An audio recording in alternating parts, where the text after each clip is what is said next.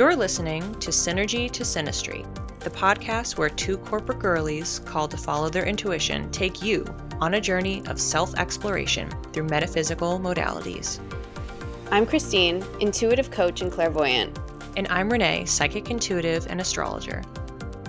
We're excited that you're here and honored to be your spiritual guides. If you enjoy this podcast, make sure to subscribe, rate, and review wherever you listen. It helps listeners find our show, plus it automatically enters you into our raffles to win a free psychic reading. Now, let's get into the episode.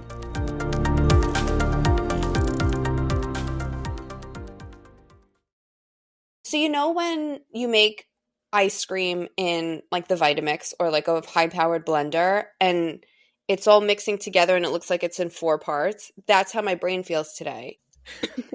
I quite literally said 1-2 episodes ago, jokingly, tune in next time for when Christine will tell us the next food that's representing the status of her brain.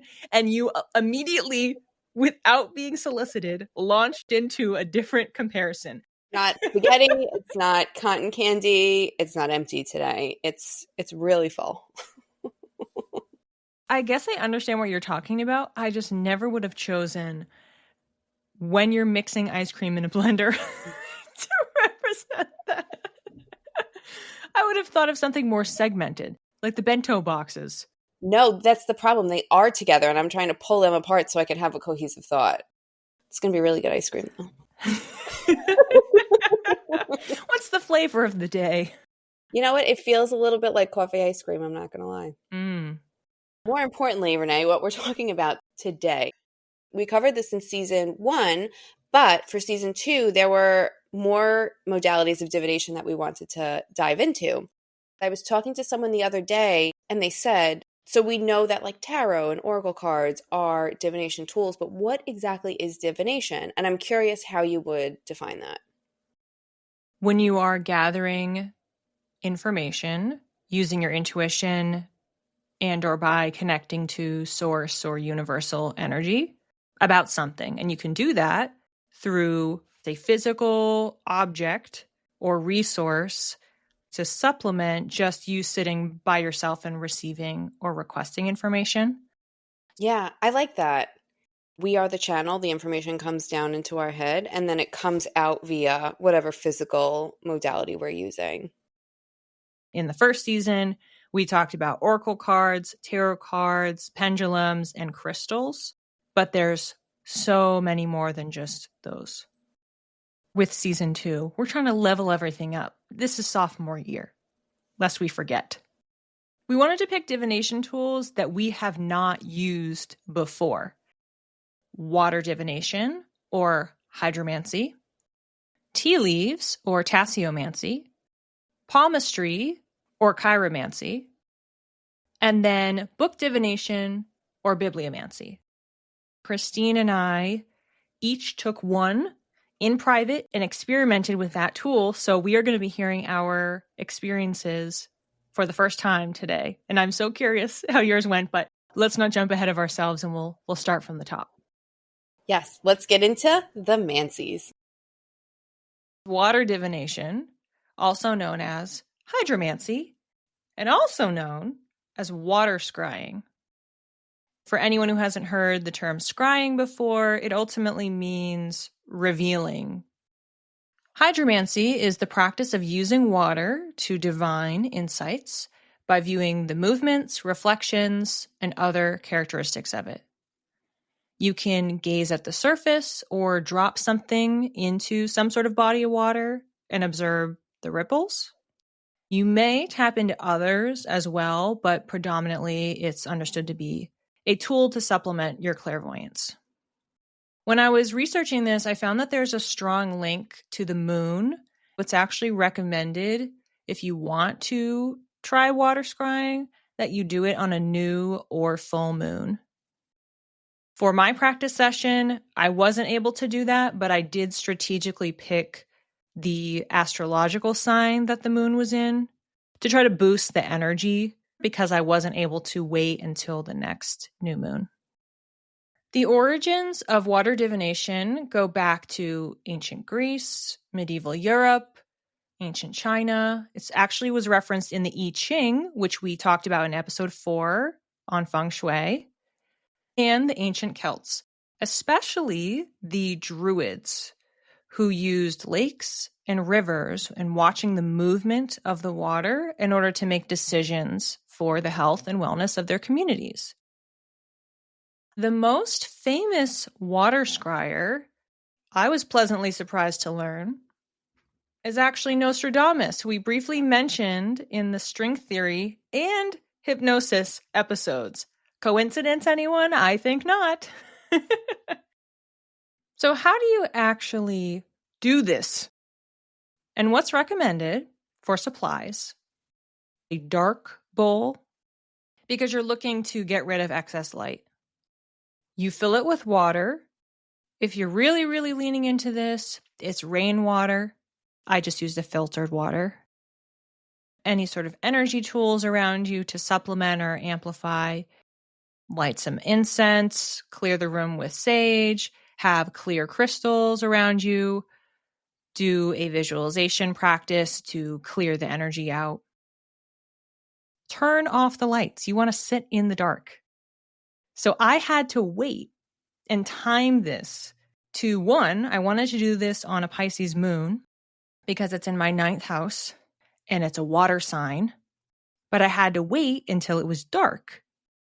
I got my bowl and then I had to sit in a dark room and do this. I'm just imagining you doing all of this and Leanne coming up to your room. Thank God she's sick and sequestered right now. I can't imagine what it would be like if she just opened the door and you're sitting in the dark with a bowl of water just staring into Seriously, it would have been the funniest thing. Well, what I was doing was she was locked up in her room and I was in the living room. Okay, so back to the setup. You turn off the lights. You have your bowl in front of you, any crystals or other things that you want to set the scene, you clear the space.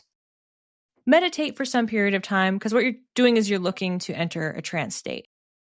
Given my experience with doing psychic readings, I didn't sit in meditation really for an extended period of time. I just took a few deep breaths, doing what I normally do to tune in if I was going to read someone. You gaze into the bowl. What you're concentrating on is just trying to keep your eyes relaxed. And that's it. Those are the instructions. And what I had heard is that it can take months and months of practice. And also, it just may not be for you. You could try this and it just doesn't work and you don't get anything from it. But it is recommended for people who have a strong connection to the moon and water. So when I saw that, I was laughing. I was like, well, of course I happen to pick this one of the 4. I was like, oh, I'll just do water divination. And I have a very strong moon. My chart's ruled by the moon. I have a connection to the moon and water. Christine and I were talking about this ahead of time. And she had said, oh, I feel like you're going to be able to do it on the first try. Now I'm going to share about my actual experience. So we've set the scene. I'm sitting in a dark living room. Are you wearing a cloak? No. I think I was wearing all black though, because it was just, those were my PJs. I'm sitting in the dark in all black with a gray bowl of water. I can't. Okay, sorry. Continue. Just a preface. I'm new, so no making fun of me. I took a few deep breaths. I'm looking into the bowl, and all of a sudden, my left ear just started ringing really, really strong. And it just kind of went whoosh, like right. I felt it like go right out of my ear, and it was sustained. And I actually looked around, covering my ear because it was so loud that I couldn't tell if I was actually hearing something outside. And I was like, whoa, okay, that was like really freaky and cool. So people can imagine this. Because I am sitting in the dark, I can't even see my own reflection in it. If I moved my head around, I could see that there was a dark shape that was moving, but I couldn't pick out any of my features.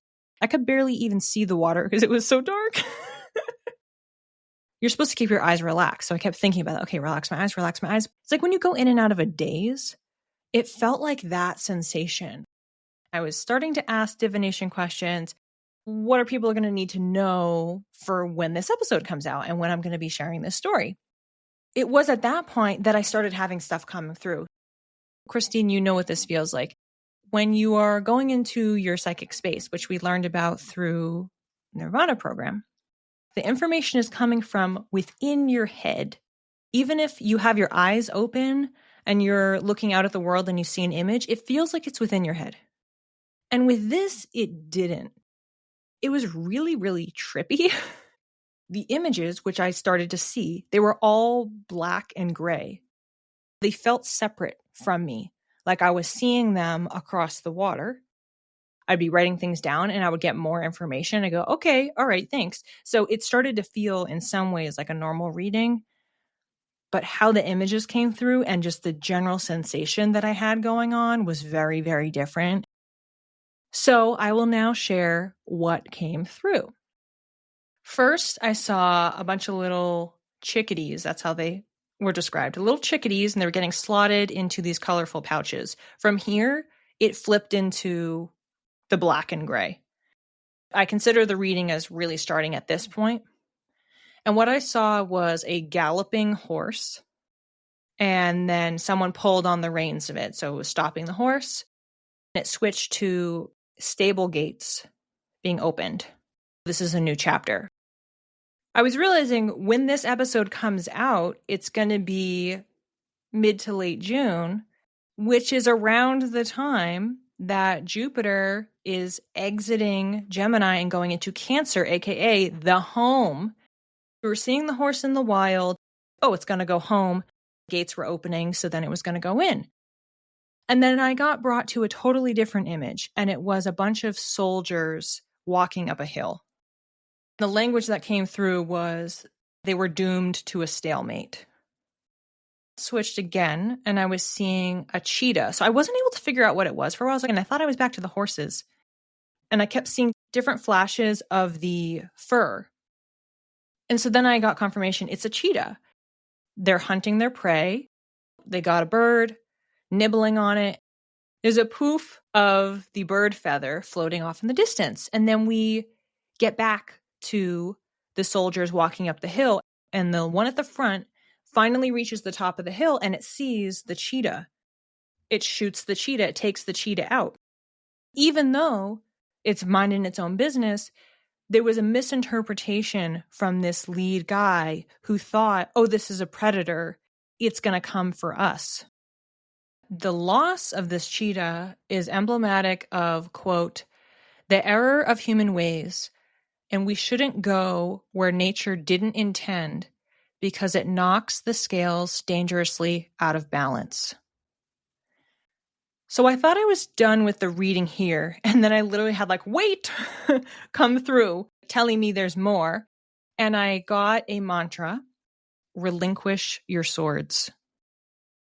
In reflecting on this experience, again, from start to finish, once I had my water, I was sitting in the chair all the way to when I could tell that the reading was complete. It was almost exactly 20 minutes on the dot.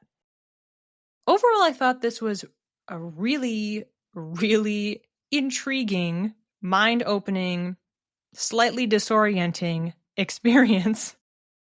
I felt like I was using my clairs differently. For sure, would not have been able to do this without my years of already providing readings for people.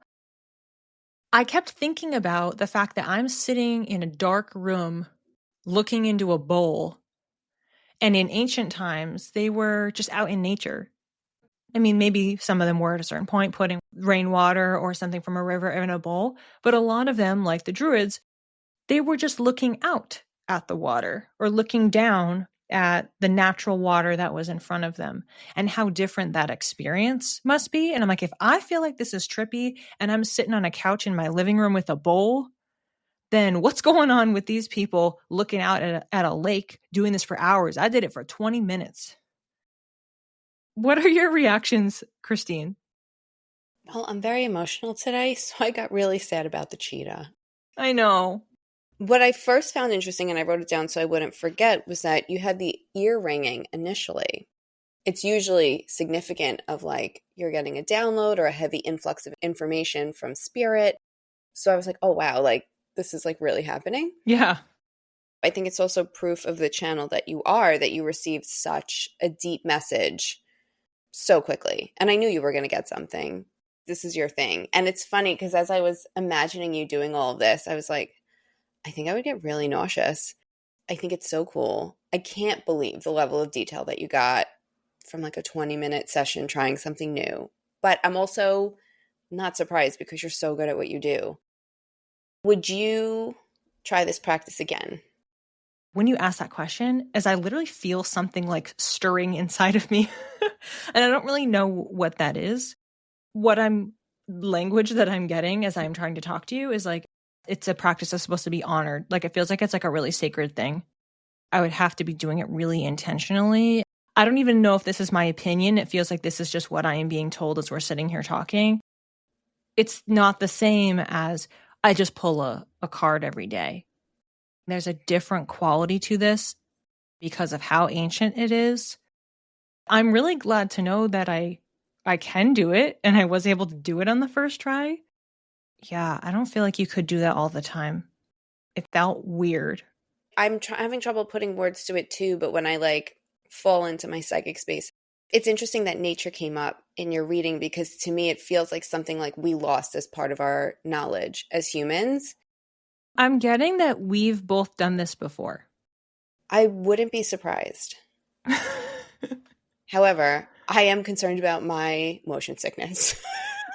I mean, maybe because this feels, again, like I'm talking about it like this is like a past life thing. So I don't know exactly what your experience was, but it came in like, I've done it before.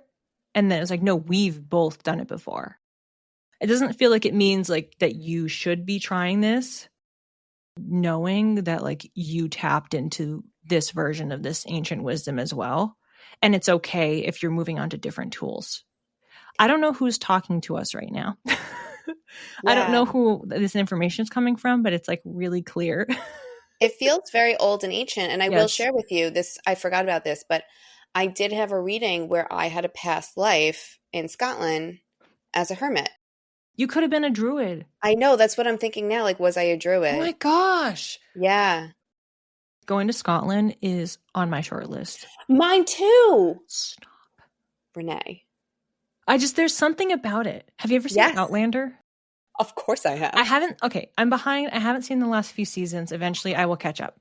Anytime I hear or see anything in Scotland, I literally feel something viscerally. I just feel like, oh, I have to go there. I have to go there. In the astrocartography reading that I did January 2024, which we very briefly talked about on this podcast, I had asked her to specifically look over there to see if I have any lines through it. And she said it was a positive line. Going there if I don't have a job and want to start a new one, or that I already enjoy the one that I have. There's something about Jupiter conjunct Mars and scrying my MC. So it's like my MC is like the career line. The other thing was fourth house Neptune. It could feel very dreamy and spiritual. These little like sublines, like minor lines. And she said in Scotland, I have Moon Chiron and Node Parens there, which indicates past life energy with synchronicities and lots of healing. Christine? I have a moon line going through there, just like you have moon stuff. And I have a Neptune line going through there, just like you have Neptune stuff. Okay. We're going to have a retreat to Scotland because I think it's important for both of us. Listeners, buy us several coffees so that we can go to Scotland together. We will document the whole thing. We need to go. I love that we've discovered this today. This feels really important that we're having this conversation because the fact that I had such a strong experience. And then in my retelling of it, I started having, as we are sitting here with our mics, having downloads to share with you. This process is being observed and definitely supported. The whole Scotland thing coming up and then checking my reading, straight up having past life energy there, that makes worlds of sense. For our next mancy, we have Tasseomancy or tasseography, but mainly it's known as tea leaf reading. This weekend I was talking to my grandma and my dad was like, oh, grandma used to read tea leaves. When we would get Chinese food, she would take the black tea and like read our fortunes. We were talking about ancestry a little bit for mine and how interesting that you discovered a family connection to tea leaves. Right? My brain just goes to Harry Potter. Oh my God, yes, Trelawney. You're going to go through something difficult, but you're going to be happy about it. Yeah. More on tea leaf reading. This is the practice of using loose leaf steeped tea in hot water to interpret messages via the shapes and placement of those leaves after that tea has been drunk. The etymology of the words tasseomancy or tasseography are derived from the French tasse and the Greek suffix graph for writing or mancy for divination. This practice originated in China centuries ago. One of the stories of its origins says that as a group of friends sat around chatting about their life and drinking a pot of tea, they realized that the tea leaves in the bottom of their cups reflected the topics of conversation. Tea then eventually made its way west to India, Europe, and the rest of the world, where Tasseomancy also made its way into different cultures. Fun fact, this also includes reading coffee, specifically Turkish coffee readings. Tea leaf reading was a big hit during the Victorian era. With the invention of tea bags, tea leaf reading unfortunately became less and less popular. I'm excited we did this episode because I can't wait to have my friends over now for tea or bring tea over to their place and be the interesting friend who reads everyone's cups. How do we do this? First, you'll need some supplies, which is loose leaf tea. You don't want to use tea bags or cut open a tea bag because the tea in there is too tiny to see shapes. Chinese black tea is recommended, but any loose leaf tea should be fine. You need a cup, obviously, but it's recommended that the cup be white or light in color so that you can see the tea leaves, that it should have a big enough bottom so you can clearly see shapes, or whether the tea leaves are close to the bottom, top, or middle on the sides of the cup. And lastly, you'll need hot water for steeping. Add the tea leaves, about a teaspoon, to the cup and pour hot water over the top. While the water is cooling, imagine sending your intentions and energy into the tea. For example, if your intention is clarity or love, you're just going to want to focus on that one thing and imagine sending it into the cup. You don't want to think, I'll just enjoy this glass of water. Ironically, you want to put some intention behind it. Once the tea is cool enough to drink, either you or the person being read, which is called the querent, should think about their questions while drinking the tea. Remember to make your questions as specific as possible, because as with any intuitive practice, the more specific the question, the more specific the answer will be. Once the drinker has drunk enough of the tea that there's only a little left, maybe like a tablespoon, it's time to begin the swirling ritual. Holding the handle of the cup with your left or non-dominant hand, have the querent, or yourself, whoever you're reading, swirl the tea 3 times. I have read left to right, clockwise, and counterclockwise. So my advice is to swirl it in the direction that feels most comfortable and most natural to you. For me, that ended up being clockwise. Still using your left or your non-dominant hand, you're slowly going to turn the cup upside down onto a saucer or just a dish. You're going to leave the cup alone for a minute. I did set a timer to be exact. And then you're going to swirl the cup again 3 times before you turn the cup upright again with the handle facing south. If you listen to our Feng Shui episode number 4, you may already know where south is in your house. So just have your handle in the southern part of your home. Now, you should see tea leaves stuck to the cup in a variety of shapes and clusters. And this is where the fun part begins. We're going to interpret what we see. Have fun with this and use your imagination. You can't get this wrong. If you see a dog in your cup, maybe a dog represents loyalty to you. That's your book of knowledge to read from, your own experiences. Start reading the tea leaves in a clockwise direction from the handle going left. The leaves closest to the handle, or south, indicate something happening at home. If you think about an astrology chart, the 4th house, which represents home and family, is on the bottom of the chart. Leaves on the opposite side, which would be the north side, can relate to things happening outside the home or external forces happening to you. The rim represents the present, the middle sides, the near future, and the bottom of the cup is the far future. And depending on the question, That can be timing, connection, or intensity, with the rim being most closest to you and the bottom of the cup being furthest away. In the show notes, I've linked a document called Reading Tea Leaves, written by a Highland seer in 1881. So funny we're talking about Scotland again, by the way. It contains a really good list of symbols and their meanings and images of cups that you could practice with. So before I even did this, I looked at the cup images in this document to see if I could see what the Highland seer saw. And then I looked at my cup. Here's what came up for me in my reading and how I read my cup. I set an intention before setting an intention, but it's basically the speech I give to spirit to call in, help from my spirit guides and my angels. And if there's any low vibrational energy present, I ask them to leave. I set my intention, which was clarity. And I just imagined the word in my head going down to my heart and coming out of my heart as a beam of light into the cup. My question was around a specific job I want to get, which will help me support my business. Will I get this role? And if so, when?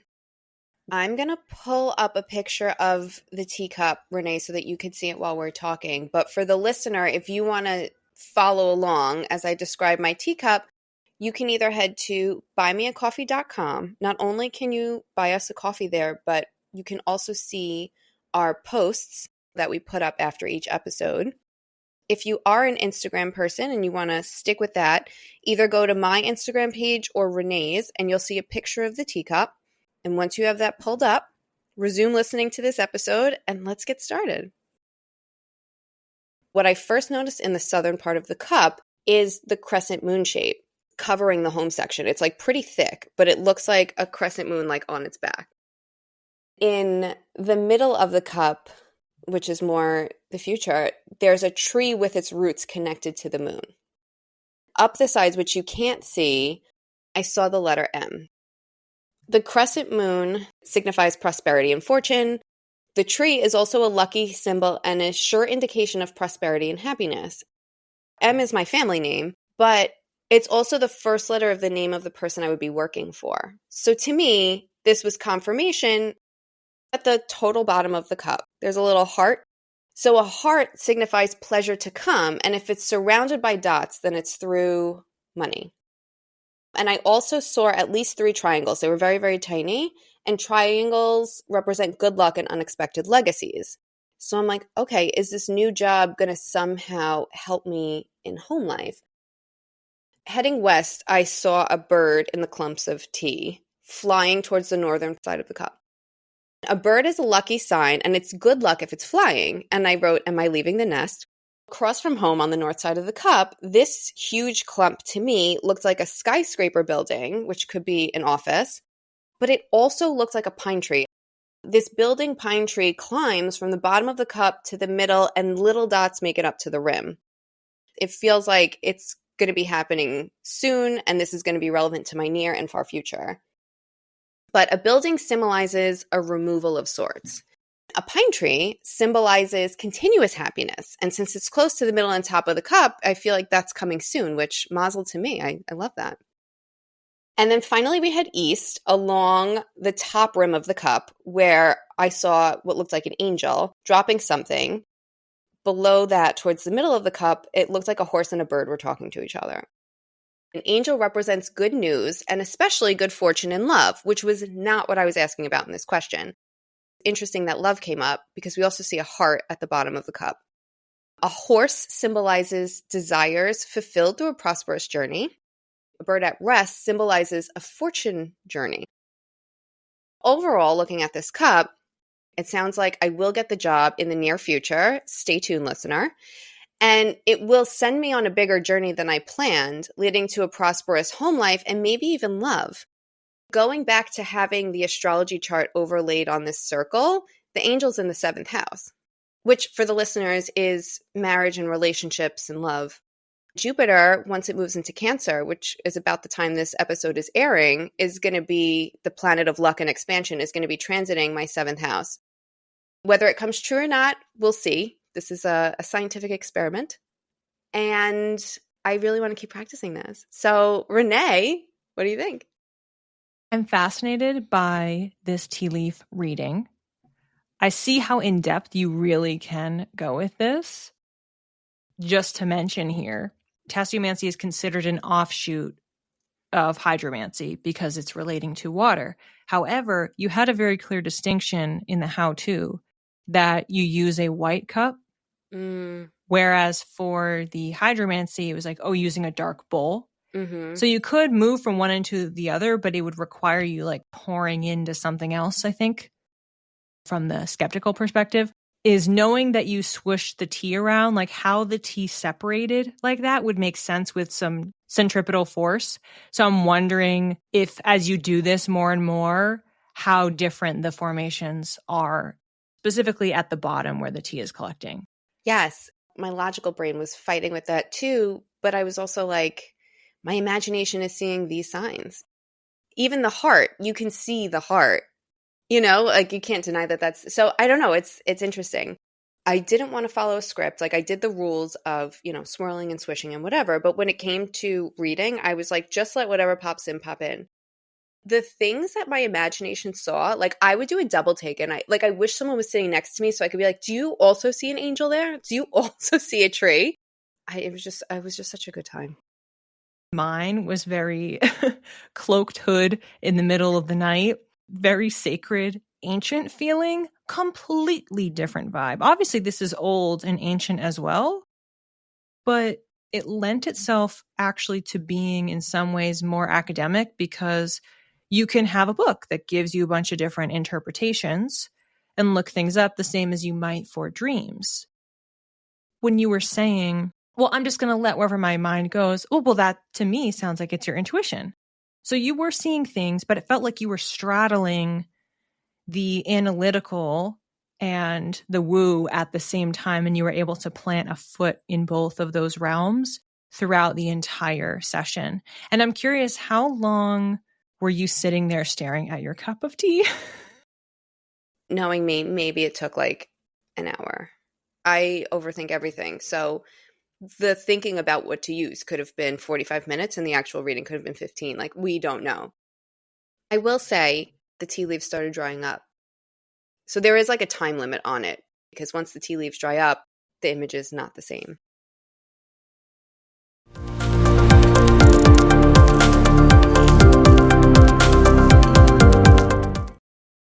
You know, another question that I get a lot? When I do readings, do they need to be done in person or can I do them over video? I do get this question, and then I'll tell people, well, I was literally trained to understand my intuition over Zoom calls. What people will ask is, does it feel different, either for the readee or for me as the reader? They're sitting a foot away from you and you feel that they're staring at you, versus on a screen, they are staring at you, but you don't feel it as much. That's the only difference. Otherwise, the information comes in the same. The process is the same. Yeah. And I also tell people, like, when I connect to your energy, I connect to your voice. It doesn't matter if you're physically in front of me or on Zoom, or even if you've left me a voice memo, because I've done readings that way as well. Yeah, I also get that a lot with card readings. There is a perception or misconception that oracle readings, tarot readings have to be done in person because they need to cut the deck or touch the cards or something. And I laugh when that question comes up because I'm like, oh no, that's not how my process works. Like, I've talked to enough psychics and other intuitives now that I don't know anyone who reads cards in the way that I read them. I intuitively select the cards as people are talking. Similar to how you were describing the tea leaves, talking as the tea's being poured, as it's being mixed, you're infusing the energy. That's how the cards work for me. And then I am doing my psychic reading. It's like I get a little hit in my brain. Flip over the first card. It relates to what you're talking about. I get all of the information in that way. So I never need anyone to ever touch the cards, which is why I can do them remotely. And I do them remotely literally every single week in my Insight Timer classes. And I think remotely, it's actually easier for the person being read as well. You don't have to get up and go somewhere. You just log on. Listeners, if you're curious about a reading, but you felt like you always had to have one in person, Another great way to support the podcast is to book a reading with either myself or Renee and see what a virtual reading is like for yourself. If you would like to book readings with either or both of us, you can head to the show notes and find my website where you can book psychic readings, so with or without cards or write-in questions, as well as natal astrology readings and more. And you can also go to the link for Christine's services and schedule an intuitive reading or human design reading.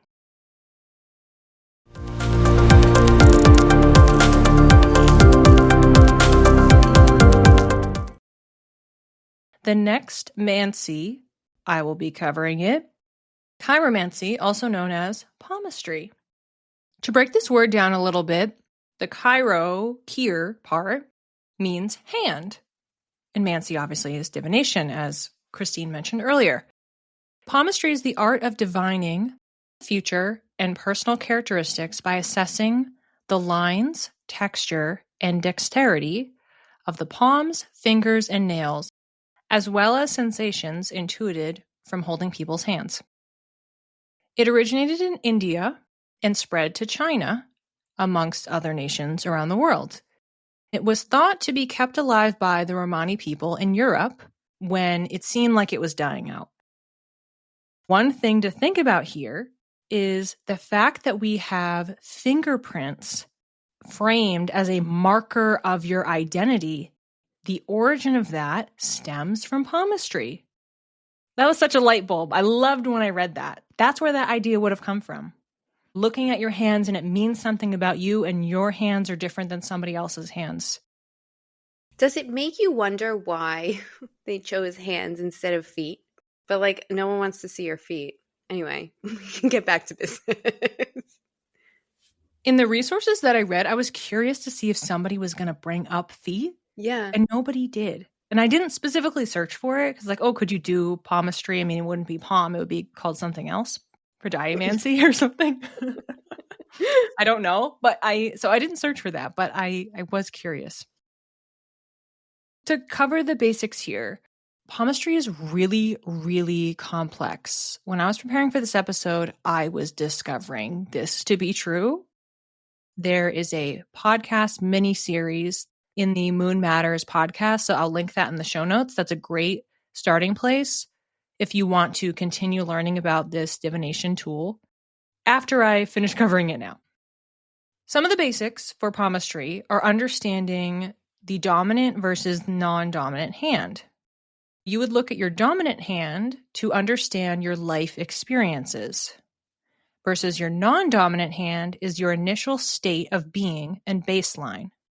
Think about it like this. You have wear and tear that is happening based on the things that you are doing in your day-to-day, and more of that impact will happen on your dominant hand.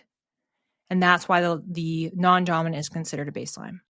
The caveat, if you are ambidextrous, what a reader will do is ask you about what you tend to use each hand for, and then be able to parse out the interpretations for your life experiences based on that. You're not excluded from this conversation if you're ambidextrous. For most of my life, I'm pretty sure I'm ambidextrous, and it all started back in gymnastics. But anything physicality related where like I didn't have to think about using my right hand, I always use my left. So I think I might be ambidextrous, which I would definitely go to an expert for a palm reading because I don't know which is my dominant hand. But I'm glad that we're not left out. You can look at all sorts of things like how high or low set are the fingers to each other? Does the tip of one finger pass, a certain knuckle of another finger? What's the shape of the actual fingerprints? Because that has symbolism on it as well. And there's also minor lines too. Do you have it at all? What's the design of it? Is it steady? Is it solid? Is it deep? Is it chained? Is it broken? Does it touch other lines? When it intersects, it could suggest like, oh, when you have your Saturn return because of this intersection here with the Saturn line, that it means you become a totally different person afterwards, or it means you stay pretty much the same. Wow. There is said, as I mentioned earlier, to be a connection between hand structure and the natal chart. I was very, very excited to learn this. There are lines for Saturn, Apollo, the sun, and Mercury. Not everyone has these or every line. Additionally, there are mounts on the palm, which are lumps in different areas that correspond to each of the traditional planets. Your fingers are associated with planets too. I've picked one example of a mount and one example of a finger to contextualize here. The Jupiter mount is just below your index finger. It represents your drive, self-esteem, spirituality, partnerships, overindulgence, and how you conduct yourself in social situations. For mounts, what you're looking for is how raised, how prominent, how flat. Are there markings on them? The Saturn finger is actually the middle finger, which is so hilarious if you know anything about Saturn. So that really made me crack up. If it's crooked, then it likely has a very strong influence in your life.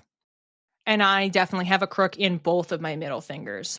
The one on my left hand leans a little bit left, and the one on my right hand, which is my dominant hand, leans even more so to the right.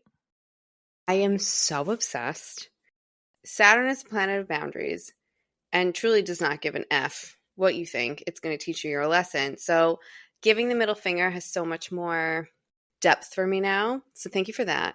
And also, my middle finger is straight, which is interesting because my chart is ruled by Saturn. I'm a Capricorn rising. I have a Capricorn moon. Saturn is squaring a bunch of my personal planets. Like, I have a very Saturnian influence, so I'm surprised my middle finger is straight.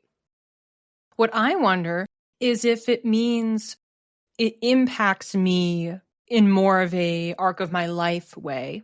Where for you, it's like it's infused in your energy. It's driving your life. Where for me, it's not driving my life, but it is having an influence on it. That's really interesting.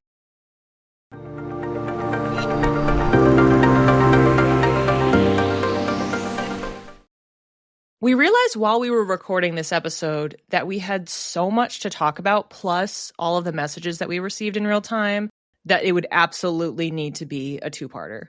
I know, right? We could not cut a second of the goodies in this conversation. Tune in next week to learn about our fourth divination tool, bibliomancy. Plus, we have an expanded dream analysis segment that you won't want to miss. After all, dreams are divination tools too. It was truly the perfect way to close out this topic. And we didn't forget about the collective readings. That's coming next episode as well. Thanks for listening. If you'd like to learn more, the resources we used to prepare for this episode are listed in the show notes. If you're curious to develop your intuition, we've partnered with the Nuurvana Be Light program to give our listeners a $500 discount on tuition fees. Email us for more details and we'll connect you with the founder, Deganit Noor. Want to connect with us? You can reach me, Christine, at Channeled by Christine with one L on Instagram. And you can reach me, Renee, at _read by Renee. Or connect with us both via email at synergy2synastry@gmail.com. Keep your spirit curious and your aura sparkling. We'll see you when the stars next align. As well as the ancient, is it Celts? I see that and I think Celtics. Oh, but it's probably because it's supposed to be Celtic. Yes. But then we call the team the wrong name. So then my brain short circuits and I go, is it Celts? Because I think it's Celts. But then my brain, I want to say Celts. Sounds like You're trying to say seltzer. Ancient Celts. The bubbling brook in Scotland.